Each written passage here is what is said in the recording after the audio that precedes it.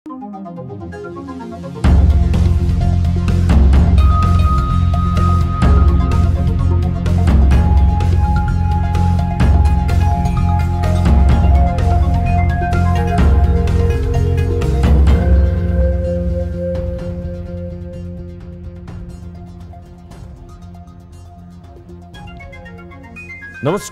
यो हो news 24 television prime time न्यूजमा स्वागत छ।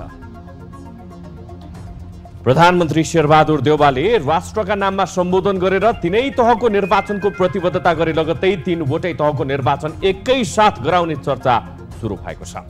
सरकार र सत्तासीन दलहरूले 3 चरणमा भएको स्थानीय तहको कार्यकाल कहिले सकिएको मान्ने भन्नेमा कानुनविदहरूसँग परामर्श गर्ने भनेपछि स्थानीय निर्वाचनप्रति सन्देह पैदा गरेको छ।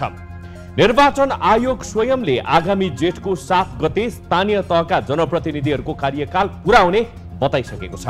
आयोगले वैशाखभित्रै तीनै तहको निर्वाचन गराउनु पर्ने भनिसकेको छ। तर सरकार र सत्तासीन दलहरू भने कानुनी परामर्शको नाममा निर्वाचनबाट पन्छिन खोजेको आभास भइरहेको छ।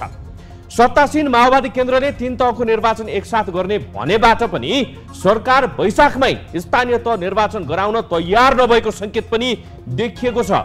मुलुकलाई जनप्रतिनिधि विहीन बनाउने चेष्टा भइरहेको छ। त्यस्तो अवस्था आएमा फाइदा कसैलाई नहुने सत्तासीन दलहरूले नै बुझ्नु जरुरी छ।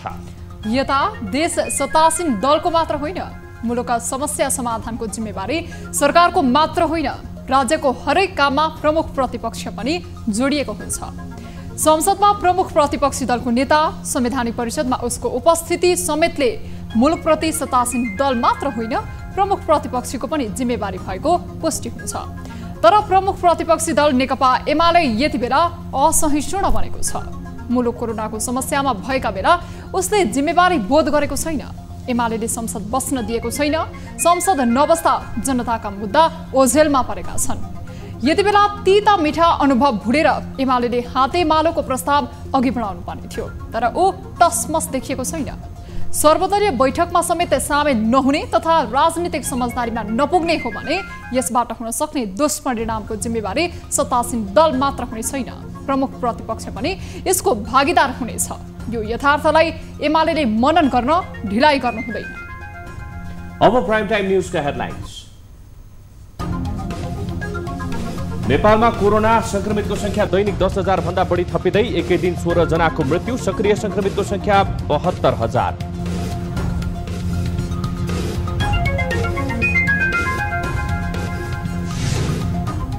तीनै तहको निर्वाचन एकसाथ गर्नुपर्ने माओवादी केन्द्रको प्रस्ताव। निर्वाचनबारे सर्वदलीय बैठक र कानुनी परामर्श पनि गफमै सीमित। सरकारले स्थानीय तहको निर्वाचन टार्न खोजेको आरोप। सल्लाह लिएर यसको निष्कर्षमा एउटा टुङ्गोमा पुग्न। हिंसा भड्काउने अभिव्यक्ति दिने मन्त्री यादवलाई कार्यवाही गर्न सर्वत्रमा कांग्रेस महामन्त्री शर्माद्वारा अभिव्यक्तिप्रति आपत्ति। प्रधानमन्त्री र जसपा भने अझै मौन।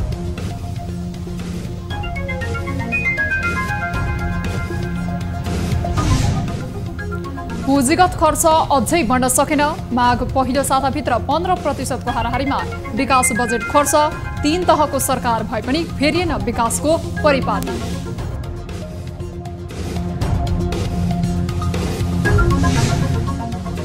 र आहा रारा गोल्ड कपमा विभागीय टिम एपीएफद्वारा अमेरिकी टिम BYS टिम 1 गोल अन्तरले पराजित। एपीएफका लागि रवि थेङले गरे 2 गोल।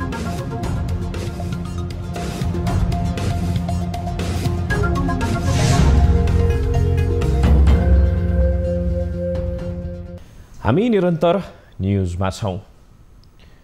नेपालमा शनिबार 10,254 जनामा कोरोना संक्रमण पुष्टि भएको छ। देशभर गरिएको 14,462 पीसीआर परीक्षणका क्रममा 8,212 जना र 5,725 एन्टिजेन परीक्षणका क्रममा 2,042 जनामा कोरोना संक्रमण पुष्टि भएको स्वास्थ्य मन्त्रालयले जनाएको छ। यो नेपालमा कोरोना संक्रमितको संख्या 10,16,845 पुगेको छ। कोरोना संक्रमणको कारण मृत्यु हुनेको संख्या पनि बढ्दै गएको छ। शनिबार एकै दिन कोरोना संक्रमणको कारण 16 जनाको मृत्यु भएको छ। हालसम्म नेपालमा 11,651 जनाको कोरोनाका कारण मृत्यु भएको छ। त्यस्तै थप 708 संक्रमित कोरोना मुक्त हुँदा हालसम्म नेपालमा 8,20,283 संक्रमित निको भएका छन्। हाल नेपालमा 72,862 सक्रिय संक्रमित आइसोलेसन र 149 जना क्वारेन्टाइनमा रहेको मन्त्रालयले जनाएको छ। कोरोना संक्रमण बढ्न थालेसँगै काठमाडौँ उपत्यकाभित्र चल्ने सवारी साधनमा जोर बिजोर प्रणाली लागू भएको छ। जोर बिजोर लागू भएको पहिलो दिन शनिबार उपत्यकामा छिटपुट मात्रामा सवारी चलेका छन्। सवारी साधनको संख्या कम हुँदा सर्वसाधारणले घण्टौं सवारी कुर्नुपर्ने समस्या त छ नै, कोचिएर यात्रा गर्नुपर्ने बाध्यता पनि छ। एक रिपोर्ट।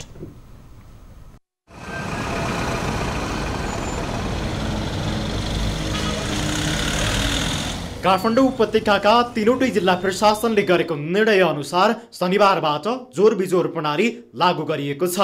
तर उपत्यकामा लागू भएको जोर बिजोर प्रणालीको प्रत्यक्ष प्रभाव सर्वसाधारणमा परेको छ। आवत जावत गर्न घण्टौंसम्म सवारी कुर्नु परेको उनीहरूको गुनासो छ। म अहिले वसुन्धरा मण्डीघाटार जाँदैछु। अहिले म यो आज जोरको पालो रहेछ हैन, तर त्यो जोरको लागि म यहाँ बिजोर भयो, दुईटै भएको भए सजिलै हुन्थ्यो।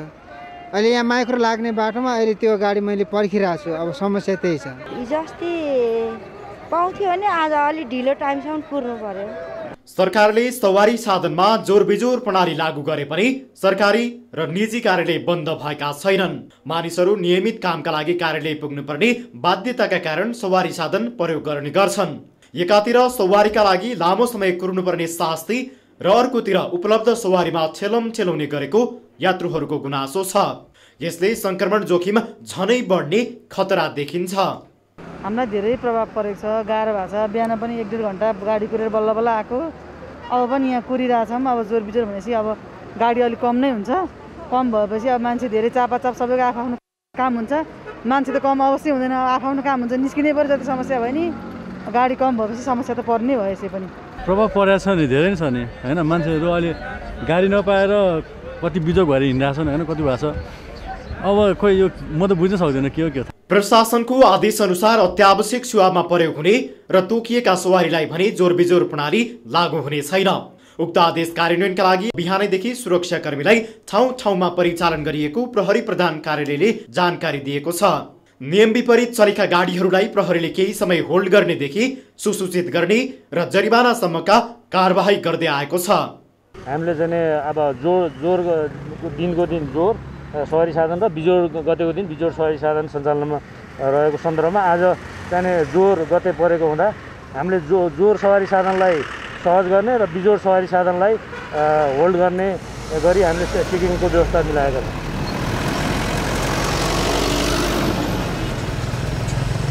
खास गरी सरकारी कार्यालय र निजी कार्यालय खुलै रहँदा पनि सरकारले सवारी साधनमा जोर बिजोर प्रणाली लागू गरेको छ। यसले सर्वसाधारणहरूले शास्ति पाउने देखिन्छ। खास गरी सवारी साधनमा चाहिँ अत्याधिक भिड हुने र भनेको बेलामा सवारी साधन नपाउने देखिन्छ। यसले कोरोना संक्रमणलाई झन फैलाउने जोखिम बढेको छ। न्युज 24 टेलिभिजनका लागि क्यामेरामा गोपाल पङ्गेनीका साथ टिभी जर्नलिस्ट उपेन्द्र शाही, काठमाडौँ।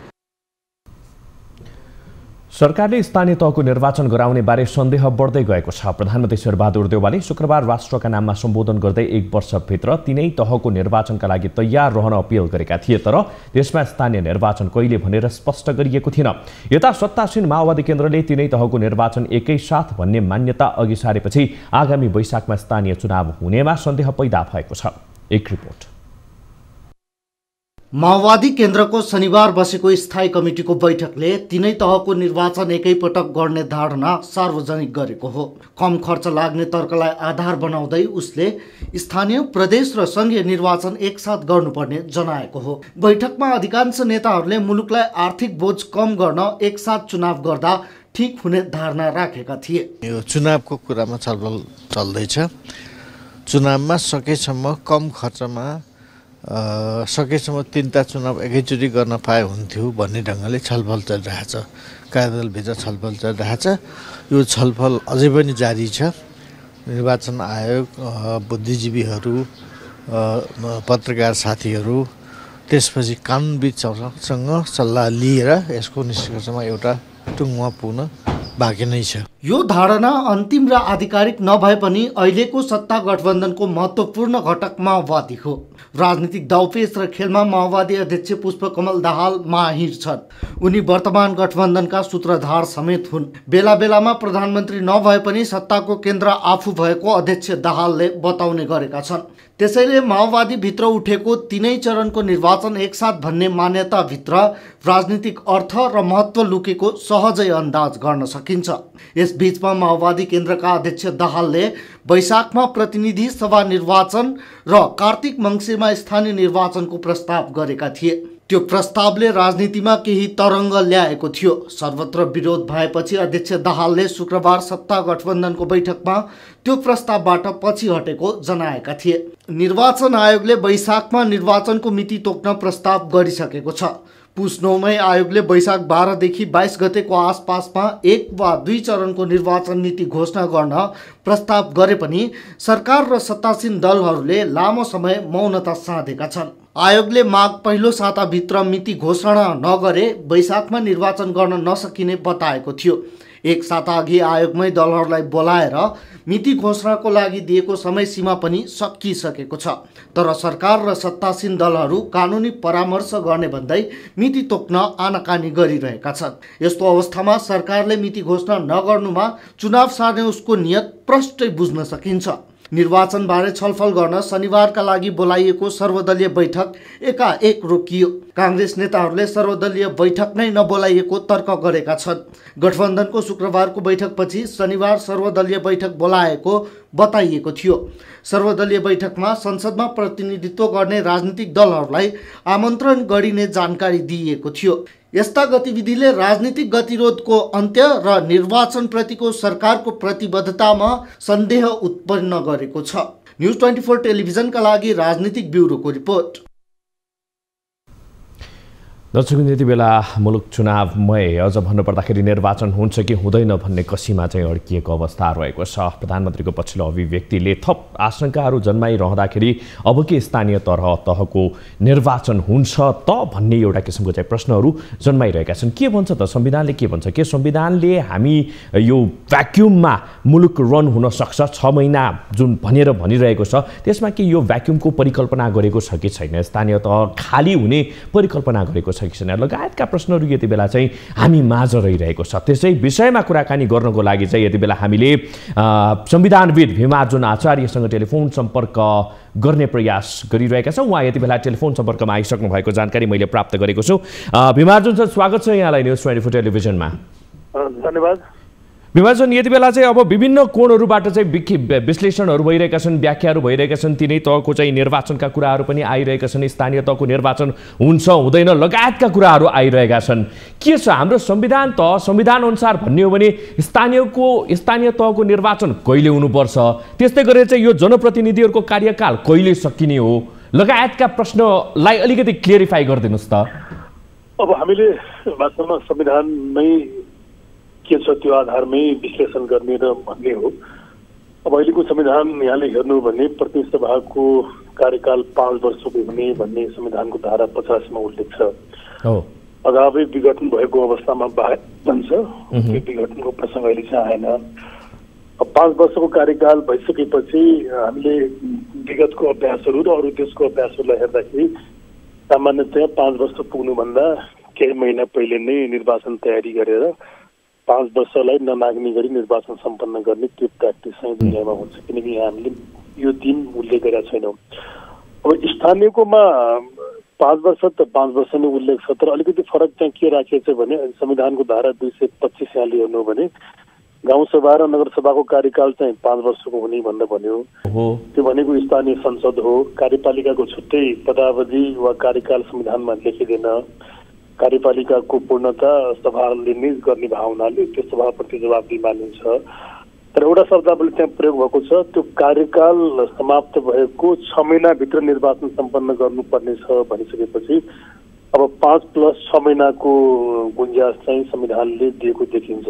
हो यो त अलिकति गलत व्याख्या भयो यो धारा 225 को कुरा जुन अहिले उठान गरिरहेको छ यो चाहिँ अलिकति गलत व्याख्या भएको छ है भन्ने किसिमको चाहिँ विश्लेषणहरू पनि यति बेला भइरहेको छ यसले त गाउँसभा र नगरसभाको चाहिँ 6 महिनाको चाहिँ ग्यापिङको चाहिँ कुरा गरेको छ तर हाम्रो संविधानले त 6 महिनाको लागि नै भलै 6 महिनाको लागि नै किन नहोस् हाम्रो स्थानीय तहलाई चाहिँ भ्याक्युममा रन हुने अथवा चाहिँ खाली राख्ने परिकल्पना त गरेकै छैन भन्ने किसिमका चाहिँ कुराहरू पनि आइरहेका छन् नि नै मान्छेले यहाँ नियतमा लक्ष्य नबुझेर टिप्पणी गरे होला अब लेख्दाखेरि ख्याल गर्नु पर्थ्यो त्यसलाई खाली 5 वर्ष कार्यकाल मात्रै हुनेछ भनेको भए 5 वर्ष पुग्नुभन्दा केही समय पहिले निर्वाचन गरेर काम सकाउँथ्यौँ तर त्यहाँ शब्दावली के प्रयोग भएको छ भने कार्यकाल 5 वर्षको हुने अनि कार्यकाल समाप्त भएको 6 महिनाभित्र निर्वाचन सम्पन्न गर्नुपर्ने भन्दा शब्दावली प्रयोग भएको छ कार्यकाल समाप्त भएको अब यतिलाई कतिपय मान्छेले चाहिँ अब 5 वर्ष पुरा भइसकेपछि त बाँकी 6 महिना त प्रतिनिधिविहीन भयो भ्याकुम हो भन्ने कुरा गरेका छन् त्यो त गलत कुरा हो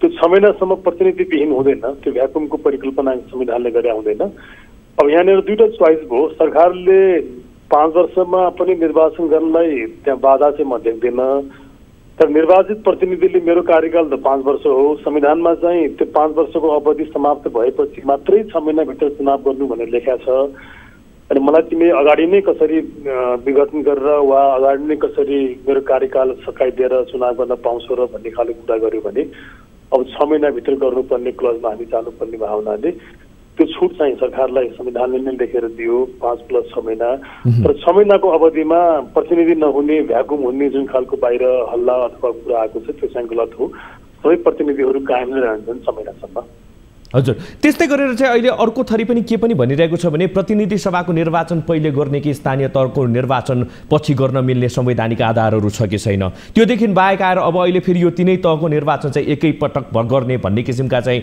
माओवादीबाट चाहिँ कार्डहरू फालिरहेको अवस्था रहेको छ यी कुराहरूलाई चाहिँ कसरी विश्लेषण गर्न सकिएला भीमार्जुन सर संविधानमा अब यहाँ कुन अगाडि कुन पछाडि भन्नुभन्दा पनि समय सीमालाई हामीले हेर्नुपर्ने भयो अघि मैले भने जस्तो प्रतिनिधि सभालाई 5 वर्ष भन्दा एक दिन पनि पर लान पाइँदैन संविधानले परिकल्पना गरेको छैन फेरि पर लाइदैन पाइँदैन भन्नुको अर्थ त्यसलाई जुन अहिले अर्ली इलेक्सन त्यो शब्दावली प्रयोग भएको छ 6 महिना पहिले नै गर्छु 1 वर्ष पहिले नै गर्छु भन्ने कुरा पनि जायज हुँदैन किनकि 5 वर्षको कार्यकाल भइसकेपछि मैले अघि भने जस्तो बाहिरी देशको अभ्यासलाई हाम्रो विगतको अभ्यासलाई 47 सालको संविधानको अभ्यासलाई हेर्दाखेरि पनि केही दिन अर्थात् 1-2 महिना अगाडि चाहिँ प्रक्रिया सुरु गरेर 5 वर्ष पुग्न आँट्दाखेरि निर्वाचन सम्पन्न गर्ने त्यो परिपाटी भएको देखिन्छ त्यसैले अब त्यो अवधिमै हामीले गर्नुपर्ने हुन्छ त्यो भनेको 1.5-2 महिनासम्मको अगाडि होला तर 6 महिना अगाडि 1 वर्ष अगाडि गर्छु भन्ने भन्यो भने त्यो चाहिँ संविधानले परिकल्पना गरेको कुरा भएन प्रत्यक्ष सभाको हकमा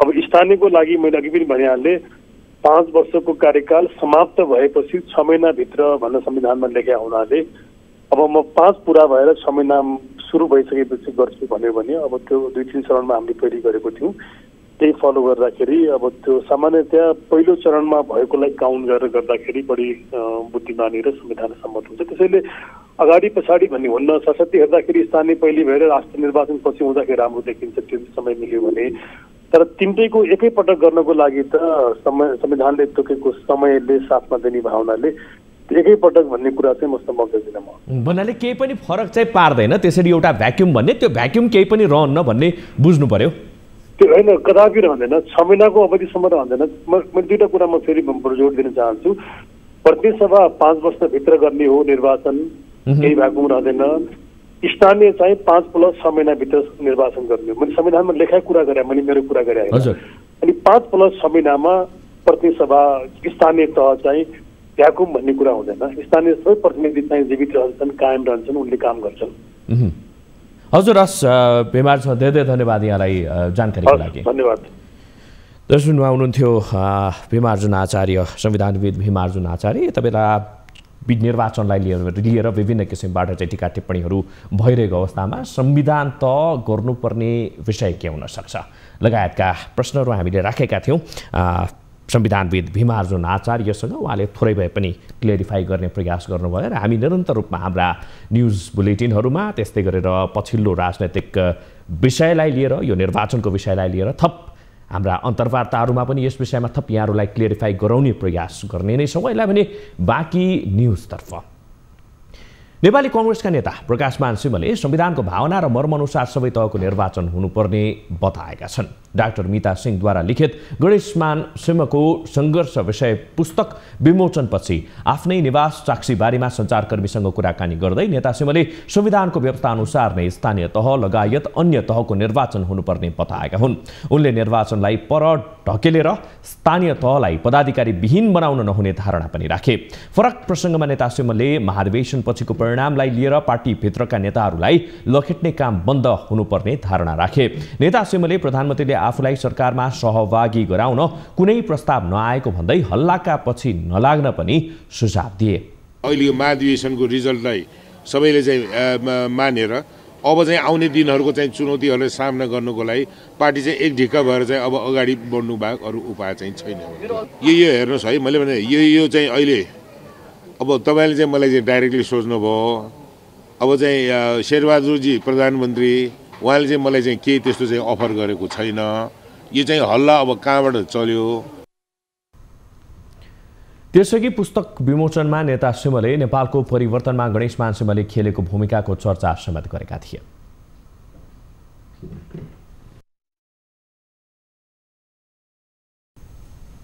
हामी निरन्तर न्यूजमा छौं। भौतिक पूर्वाधार मन्त्री रेणु यादवले गौर नरसंहार दोहोर्याउने भनिदिएको हिंसात्मक अभिव्यक्तिको यति बेला तीव्र विरोध भइरहँदा सरकार भने अझै उदासीन बसेको छ। सत्तासीन दलकै नेता, विपक्षी र नागरिक समेतले तत्काल मन्त्रीलाई कारबाही गर्न माग गरेका छन्। तर प्रधानमन्त्री शेरबहादुर देउवाले यसबारे मुख खोलेका छैनन्। एक रिपोर्ट। जसपाबाट मन्त्री बनेकी यादवले जनमत पार्टीका अध्यक्ष सीके राउत र उनका कार्यकर्तालाई लक्षित गर्दै बुधबार गौर नरसंहार दोहोर्याउने चेतावनी दिएकी थिइन्। गौरमा भएको एक कार्यक्रममा जनमत पार्टीका कार्यकर्ताले कालो झण्डा देखाएपछि मन्त्री यादवको आक्रोशको ज्वाला दन्किएको थियो। हिंसा भड्काउने खालको अभिव्यक्ति दिए पनि सरकार र उनको दल जसपाले भने अहिलेसम्म उनी विरुद्ध कुनै एक्सन लिएको छैन। यसबाट सत्ता र शक्तिमा भएकाले जे पनि गर्न पाइने भन्ने सन्देश प्रवाह भइरहेको छ। नागरिक अगुवा र प्रमुख विपक्षी दलले कडा आपत्ति जनाउँदै मन्त्रीलाई पदमुक्त गर्न माग गरिसकेको छ।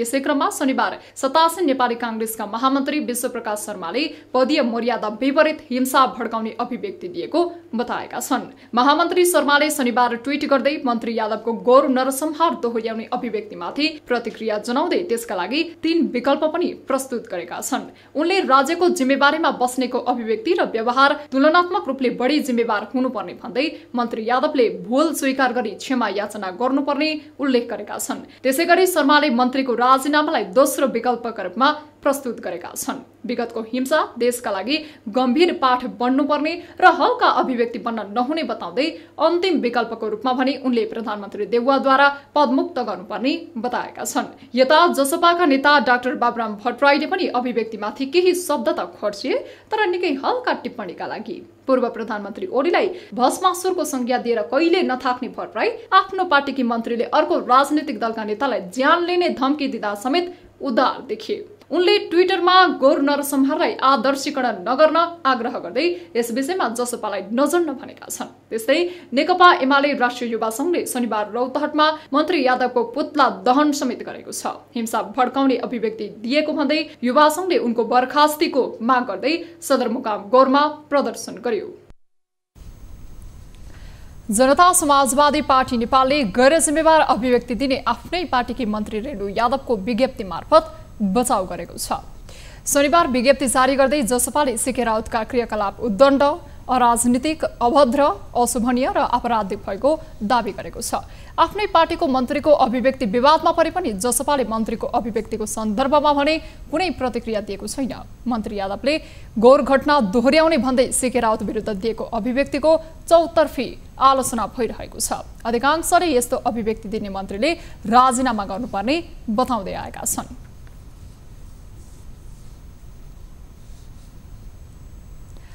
महाधिवेशन गरेर पनि पदाधिकारी र विभागहरू गठन गर्न नसकेको नेकपा माओवादी केन्द्रले पार्टीभित्र जनपरिचालन तथा अन्य काम गर्ने जिम्मेवारी अध्यक्ष पुष्पकमल दाहाल प्रचण्डलाई दिएको छ। पार्टी कार्यालय पेरिस डाँडामा शनिबार बसेको माओवादी पूर्व स्थायी कमिटी सदस्यहरूको बैठकले हाल पार्टीभित्र कुनै पनि कमिटी नरहेकोले जनपरिचालनका कामहरूको जिम्मा पार्टी अध्यक्ष प्रचण्डलाई दिने निर्णय गरेको हो। कोरोना महामारीका कारण पार्टीको केन्द्रीय समितिको बैठक केही दिनपछि मात्रै बोलाउने र तत्कालका लागि जनपरिचालनका कामका लागि निर्देशन दिने जिम्मा अध्यक्षलाई दिने निर्णय भएको माओवादी नेता कृष्ण बहादुर महराले जानकारी दिए। यो चुनावको कुरामा छलफल चल्दैछ।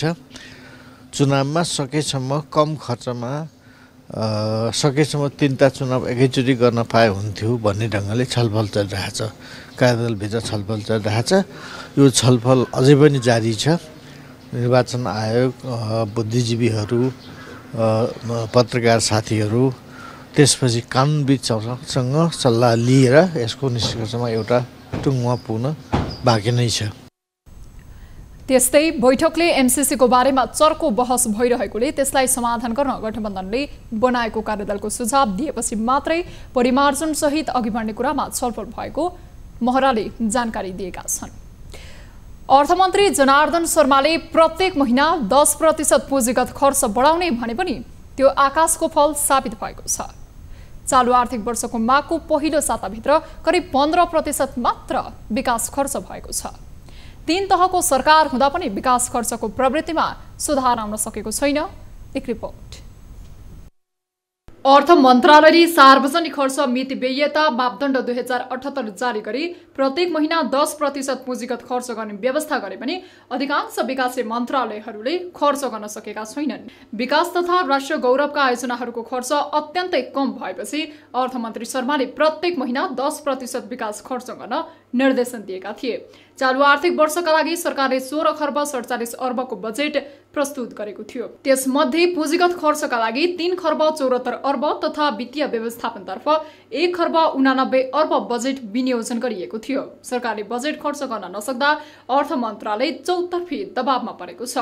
अर्थबाट निकासा लिए पनि अधिकांश विकासे मन्त्रालयहरूले खर्च गर्न सकेका छैनन्। भौतिक योजना मन्त्रालय, सडक, सिंचाई, कृषि, ऊर्जा, शिक्षा, शहरी विकास लगायतका मन्त्रालयहरूले विकास परियोजनामा रकम भएर पनि खर्च नै गर्न सकेनन्। अर्थबाट रकम पाएर पनि मन्त्रालयहरूले खर्च गर्न नसक्नु प्रशासनिक तथा प्राविधिक कमजोरी रहेको विज्ञहरूको तर्क छ। ठेक्का व्यवस्थापन कार्यमा अति चुस्त हुनुपर्ने ठाउँमा एउटा ढिला सृष्टिको कुरो आइरहेको छ। अर्को कुरो जुन आशारे विकासको प्रवृत्ति हिजोका वर्षहरूमा हिजोका दिनहरूमा भएको हुनाले त्यही नै प्रवृत्ति अहिलेको साल पनि दोहोरिने धेरै गुन्जायस देखियो। यसले गर्दा आषाढमा गएर खर्च गरिहालिन्छ। अर्थ मन्त्रालयले साउन 1 गतेदेखि नै विकास निर्माणको आयोजनाहरूमा खर्च गर्ने अख्तियारी दिएको छ। आधा वर्ष बितिसक्दा पनि सरकारको विकास आयोजनाहरूको खर्च तथा प्रगति सुस्त हुँदा समग्र अर्थतन्त्रमा समस्या आएको हो। विकास खर्च हुन नसकेपछि सरकारको ढुकुटीमा रकम थन्किएको छ। त्यही कारण वित्तीय क्षेत्रमा तरलता अभाव भएको विश्लेषण छ। कहिले महाभूकम्पको कुरा, कहिले नेपाल भारतको कारणले चाहिँ नि सीमा बन्दका कुरा, यो प्रत्येक वर्ष केही न केही घटनाहरू भइ नै रहेको र अनि ठेक्कापट्टा पनि नलाग्ने हुनाले खर्च हुन नसके। तर सरकारले चाहिँ जेठमै बजेट ल्याउँदै पनि साउन 1 गते लक्ष्य राखेको छ।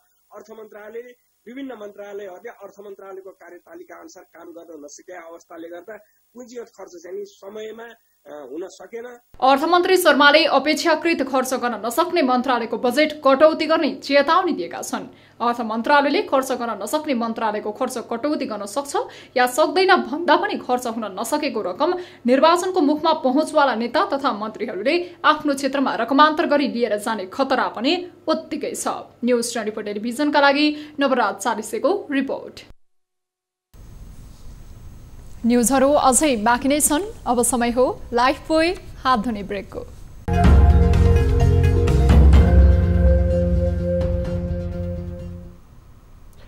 हामी निरन्तर न्युजमा छौं। भौतिक पूर्वाधार तथा यातायात मन्त्रीका विवादास्पद व्यक्तिलाई लिएर 2 नेताबीच जुहारी चलेको छ। जुहारी गर्नेमा एक पूर्व प्रधानमन्त्री छन् भने अर्का पनि पूर्व मन्त्री। मन्त्री यादवको दल जनता समाजवादीको संघीय परिषद अध्यक्ष डाक्टर बाबुराम भट्टराई बचाउ गरे। उनले एमाले अध्यक्ष केपी शर्मा ओलीलाई हिटलरको संज्ञा दिएपछि एमाले नेता गोकुल बास्कोटाले भट्टराई विरुद्ध शब्दको फायर खोलेका छन्। एक रिपोर्ट। सामाजिक सञ्जालमा पूर्व प्रधानमन्त्री डाक्टर बाबुराम भट्टराईले एमालेलाई बहुदलीय जनवादको खोलभित्र एकदलीय सर्वसत्तावादको अभ्यास गर्न नव फाँसीवादी तत्त्वको संज्ञा दिँदै हिटलरको स्मरण गरेका छन्। उनले बिना कारण 6 महिनादेखि संसद अवरुद्ध गर्ने र वैधानिक सरकारले बोलाएको सर्वदलीय बैठक निरन्तर बहिष्कार गरेको भन्दै एमालेको चर्को आलोचना गरेका हुन्। भट्टराईको जवाफमा एमाले नेता गोकुल बास्कोटाले रोल्पाको हार जंगमा 8 जना नागरिकलाई घरभित्रै थुनेर जिउँदै जलाएर मारेको र 4 वर्षीय बालिका काजोल खातुनलाई बसभित्र जलाएर मारेको भन्दै बाबुराममाथि कटाक्ष गरेका छन्। भट्टराईले एमालेलाई बारम्बार हिटलरसँग तुलना गर्न खोज्नुको अर्थ माग्दै हिटलरको ग्यास चेम्बर र भट्टराईको हारजङ चेम्बरमा कुनै भिन्नता नरहेको बास्कोटाले बताएका छन्। माओवादी जनयुद्धको बेला रोल्पाको हारजङमा 8 जना एमाले समर्थकलाई घरभित्रै आगो लगाएर मारिएको थियो। बास्कोटाले त्यही घटना भट्टराईलाई स्मरण गराएका हुन्। बास्कोटाले सामाजिक फाँसीवादी भट्टराई र फाँसीवादी हिटलर दाजुभाइ हुन् भन्दै प्रतिक्रिया दिएका छन्। पूर्व मन्त्री बास्कोटाले मन्त्री यादवको राजीनामा रोक्न सार्वजनिक धम्की दिन आवश्यक नरहेको उल्लेख गरेका छन्। विदेशी एजेन्डा बोकेको आरोप लगाउँदै उनले भट्टराई उफ्रेर एमालेको केही हल्लाउन नसक्ने बताएका छन्। उच्च राजनैतिक व्यक्तिहरूको यो आरोप प्रत्यारोपले क्षणिक मनोरञ्जन दिए पनि राजनीति र नेताप्रतिको वितृष्णा फैलाउन यस्तो अभिव्यक्ति सहयोगी बन्ने गरेको छ। न्यूज 24 टेलिभिजनका लागि राजन ढकालको रिपोर्ट।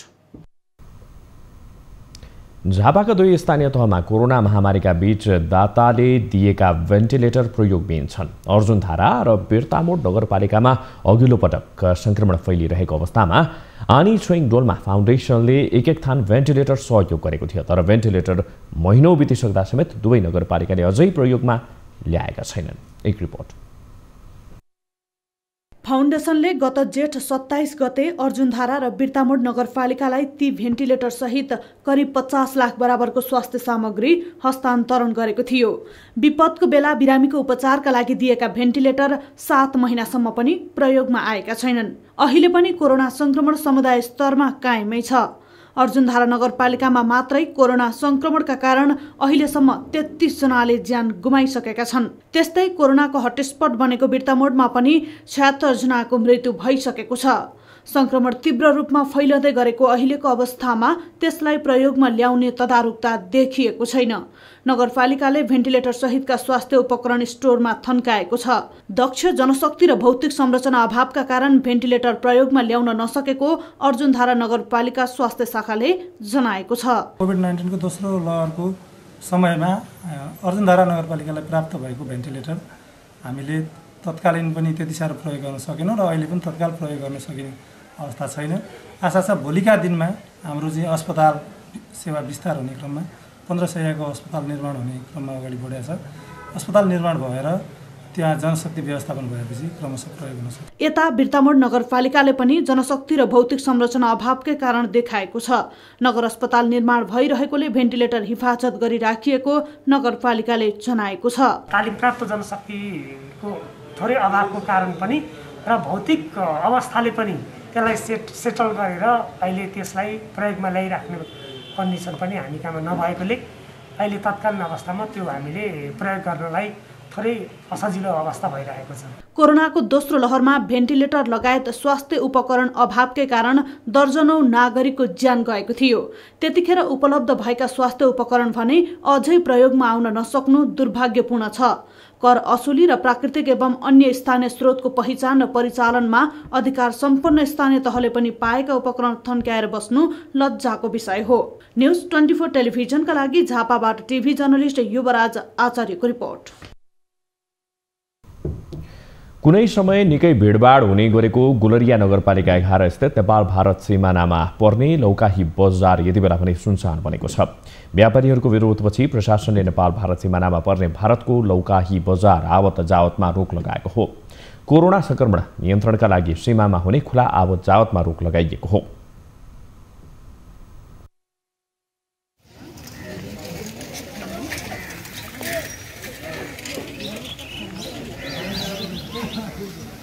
यति बेला हामी नेपाल भारत सिमानाको लौकाई बजार नजिकै छौं, जहाँ मानिसहरूको निकै चहलपहल हुने गरेको थियो। विगत 2 दिनदेखि यो नाका सुनसान भएको छ।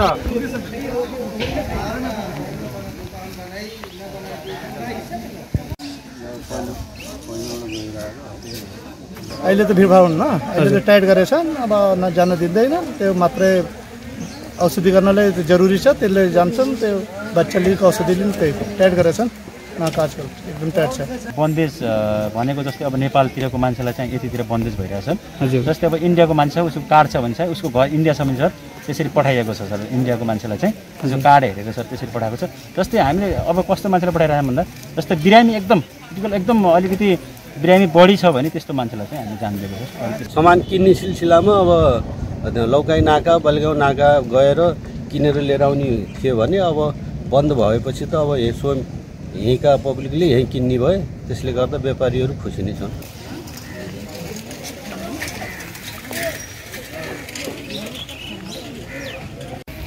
केही दिन अघि मात्र करिब दिनमा हजारौँ मानिसहरू भारततर्फ सामान किन्न गएको दृश्य न्युज 24 टेलिभिजनबाट देख्नुभएको थियो आजको दृश्य यहाँ पुग्दा भने बेग्लै देखिएको छ पटक पटक जिल्ला प्रशासन कार्यालय बर्दियाका प्रमुख जिल्ला अधिकारीलाई नेपाल भारत सिमानाबाट हुने अवैध सामान ओसार पसारले देशमा ठुलो राजस्व घाटा लागेको गुनासो गरिरहेकै बेला प्रशासनले यो नाकालाई बन्द गर्ने जनाउ त दिएको छ तर कार्यान्वयन कति दिनसम्म हुन्छ भन्ने कुरा हेर्न भने बाँकी नै छ न्युज 24 टेलिभिजनका लागि नेपाल भारत सिमानाबाट ज्योतिपन्थी बर्दिया हामी निरन्तर न्युजमा छौं हुम्ला लिंक रोडको मोगो खण्डमा पर्ने मोगो कर्णाली नदीमा निर्माण नसकिँदै बेली ब्रिज भत्किएको छ निर्माणको काम अन्तिम चरणमा पुगेका बेला बेली ब्रिज भत्किएको हो छायानाथ रारा नगरपालिका भएर बग्ने मोगो कर्णाली नदीको जोरमा बन्दै गरेको बेली ब्रिज मेसिनले धान्न नसक्दा भत्किएको हो पुस मसान्तमै सकिनुपर्ने बेली ब्रिज जडानका क्रममा भत्किएपछि निर्माण समयावधि अझै बढ्ने भएको छ भत्केको बेली ब्रिज ठड्याउन 2वटा मेसिनको प्रयोग गरिएको छ छायानाथ रारा नगरपालिकाको 5 करोड 20 लाख रुपैयाँको लागतमा बन्दै गरेको बेली ब्रिजको लम्बाइ 55 मिटर रहेको छ अब हेल्थ न्युज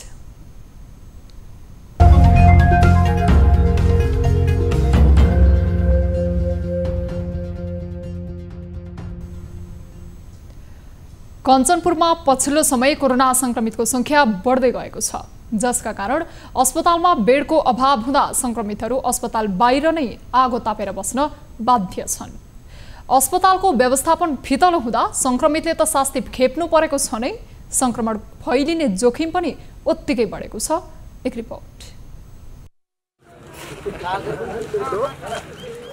यो दृश्य हो कञ्चनपुरको महाकाली अस्पताल कोभिड आइसोलेसन वार्डको भारतबाट गड्डा चौकी नाका हुँदै स्वदेश आउनेहरूमा कोरोना संक्रमण देखा परेपछि उनीहरूलाई राख्न महाकाली अस्पतालको कोभिड आइसोलेसन वार्डमा पठाइन्छ तर बेडको अभाव भएपछि कोरोना संक्रमित महाकाली अस्पतालबाट भाग्ने गरेका छन् भने कोही अस्पताल बाहिर नै आगो बालेर बस्ने गरेका छन् अस्पतालमा बेड अभाव भएका कारण आफूहरू चिसोमा आगो बालेर बस्नु परेको संक्रमितहरूको गुनासो छ कोरोनाको पहिलो चरण र दोस्रो चरणमा सरकारले कोरोना संक्रमितलाई खाना र खाजाको व्यवस्था गरेको थियो तर यसपटक भने यसतर्फ कुनै ध्यान नै दिएको छैन तपाईहरुमा अहिले कोभिड भोगेर आज 13 दिन भइसक्यो सर त्यही हुनाले पहिला चाहिँ सरकारले 4 टाइम खाना दिइरहेको थियो अहिले चाहिँ हाम्रो पाउन पाएको छैन 2 टाइम मात्र खाना पाइएको हुनाले यसले त्यही हुनाले सरकारले हामीहरुतर्फ अलि ध्यान दिनु पर्यो नेपाली सेनाले बनाएको 1000 क्षमताको होल्डिङ सेन्टर निर्माणको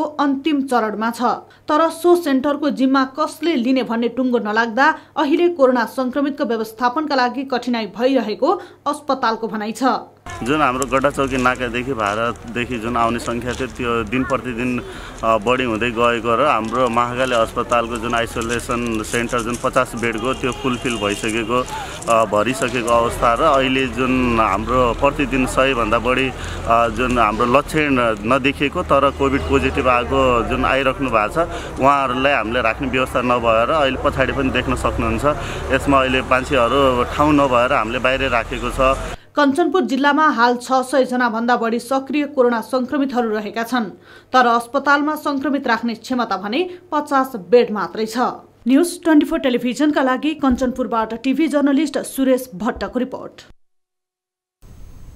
अब बिजनेस न्युज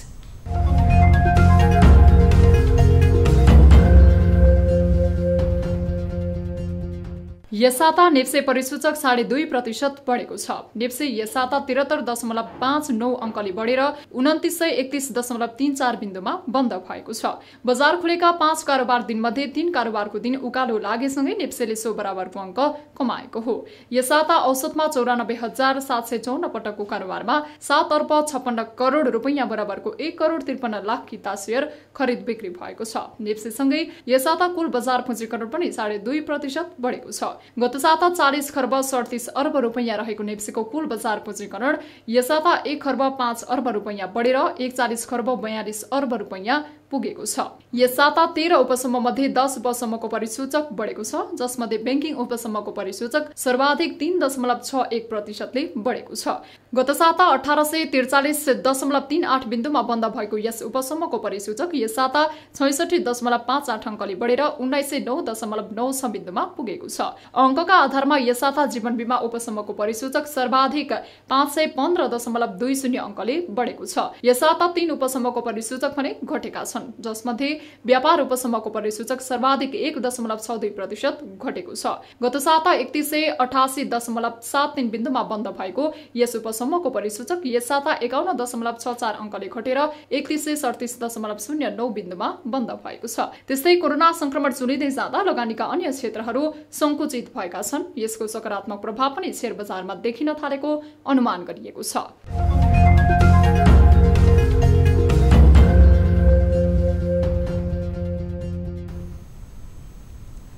न्युजहरू अझै बाँकी नै छन्। अब समय हो लाइफबोय हात धुने ब्रेकको।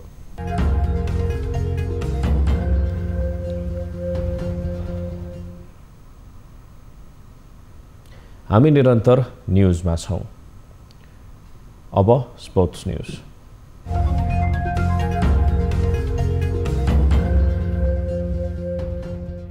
विभागीय टोली एपीएफ फुटबल क्लब आहारारा गोल्ड कपको सेमिफाइनलमा प्रवेश गरेको छ।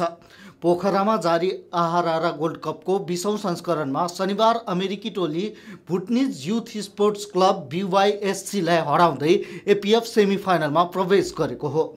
पोखरा रङशालामा भएको खेलमा एपीएफले BYSCलाई 3-1 गोल अन्तरले हराएको हो।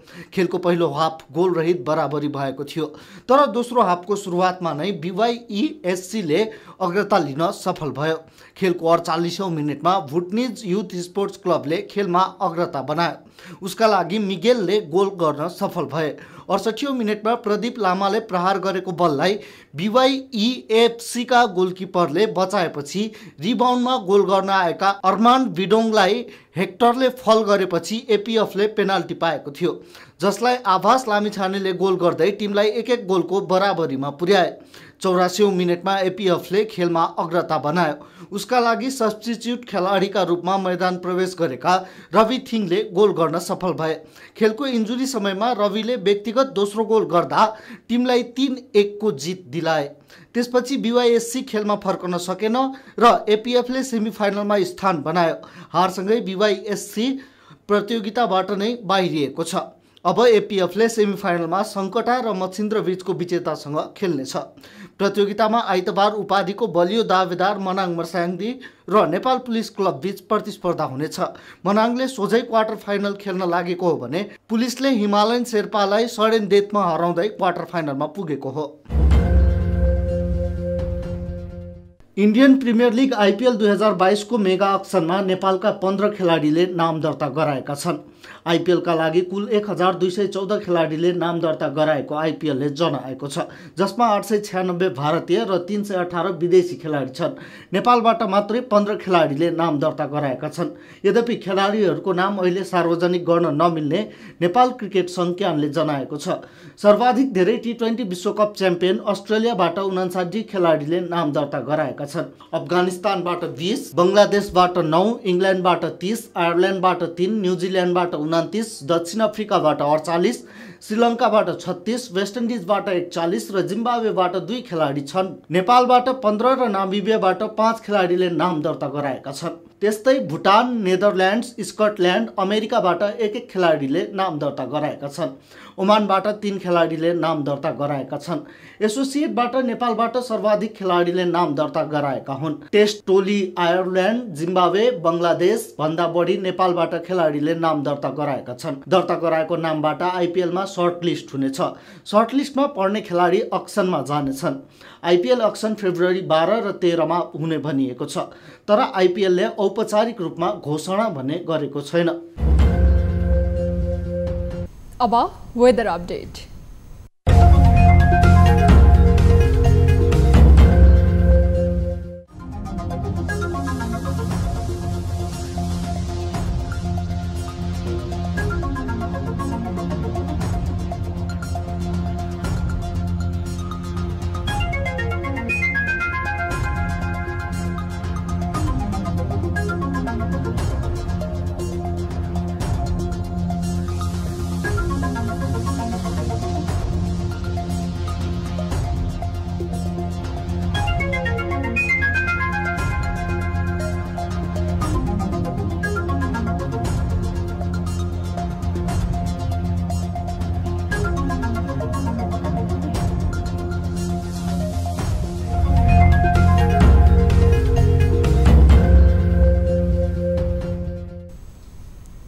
अब प्राइम टाइम न्यूज सक्नु अघि अहिलेसम्मका हेडलाइन्स पुनः एकपटक।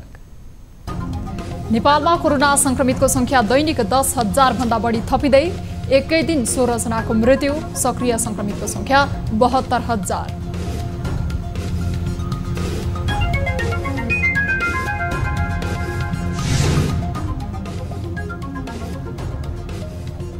तीनै तहको निर्वाचन एकसाथ गर्नुपर्ने माओवादी केन्द्रको प्रस्ताव। निर्वाचनबारे सर्वदलीय बैठक र कानुनी परामर्श पनि गफमै सीमित। सरकारले स्थानीय तहको निर्वाचन टार्न खोजेको आरोप लिएर यसको निष्कर्षमा एउटा टुङ्गोमा पुग्न।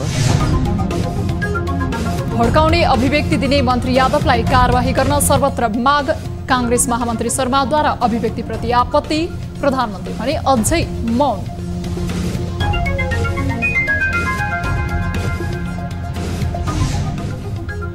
पुँजीगत खर्च अझै बढ्न सकेन। माघ पहिलो साताभित्र 15% को हाराहारीमा विकास बजेट खर्च। 3 तहको सरकार भए पनि फेरिएन विकासको परिपाटी।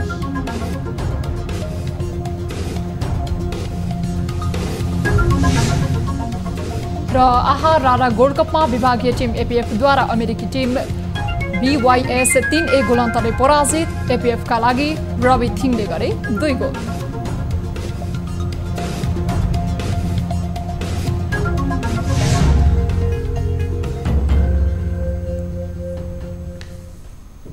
प्राइम टाइम न्यूज अहिलेलाई यति नै। जाँदा जाँदै ताली र गालीका लागि हामीले सोधेको प्रश्न।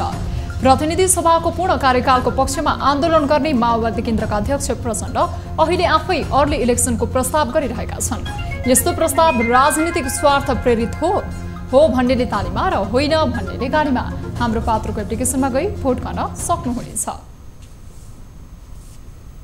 थप न्यूजका लागि हाम्रो वेबसाइट www.news24nepal.com हेर्नुहोला। साथै हामीलाई फेसबुक, ट्विटर र युट्युबमा पनि फलो गर्न सक्नुहुनेछ। यस्तै मोबाइल, इमेल र भाइबरबाट न्यूज 24 को हेल्प डेस्कमा केही समस्या र गुनासा छन् भने सम्पर्क गर्न सक्नुहुनेछ। हामी निरन्तर न्यूजमा छौं। नमस्ते।